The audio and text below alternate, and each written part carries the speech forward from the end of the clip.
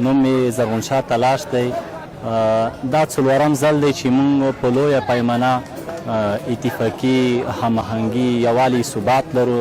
د دې نه مو هدف دا ده په ټولنه کې د علم خپارېدل دي، د بدو دودونو مخنیوی ده او هغه څه چې ټولنې ته مستحق دي لکه تعلیمي برخه، هماهنګي برخه، په دې برخه کې موږ کار کړی دی، عملا لګیا یو. که خیر دی الله وي راتلونکي به نور هم نوښتونه هم د تعلیم په برخه کې او د بدو رواجونو د مخنیوي په برخه کې که خیر دی الله وي موږ به ولرو. نوم مې قیام دی، خلیلي تخلص کوم. دا یوه تشویقي ډول نه موږ دغه کومه میله چې جوړوو هم د دې دپاره چې موږ نږدې کلي قومونه تشویق شي، هغه ځوانان ارجک شي په کلي کې داسې کورونه وکړي چې هغه د علم په برخه کې د کلي په مسایلو کې پوره ونډه وخلي. دلې چې څومره ځوانان راغلي دي ټولو دغه مقصد ده چې نن په کلي کې ځوانان ټول شي، سبو ته په یوه سیمه کې، بلې ورځ ته ولسوالۍ کې، بلې ورځ ته ولایت کې، بلې ورځ ته د هېواد په سطحه خلک سره ټولېږي.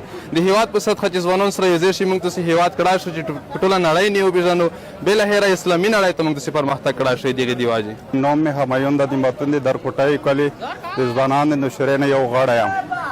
د څلورو پنځو کلي ځوانان ټول شوي دي. په دغې نه ډېره هاټ همغږي سره رامنځته کېږي.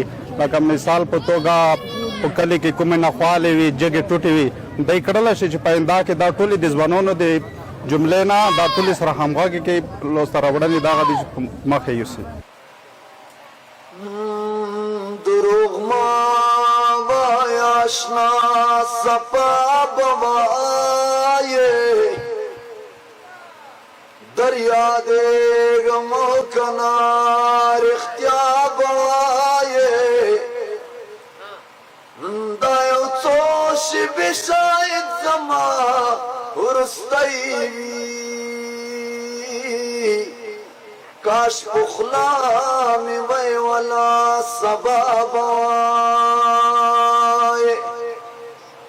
بیا دې نه پرېږدم تنها پاڅلالایا بیا به نو لري مانا خو بیا به وایې چې مې نوم اخلي ملګري په محفل کې زما یارو په ژړا ژړا به وایې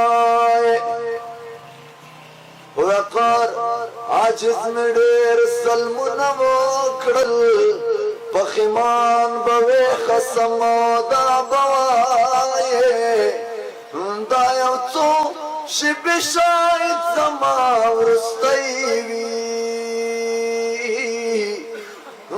کاش پخلا مې وی ولا سبا به وایې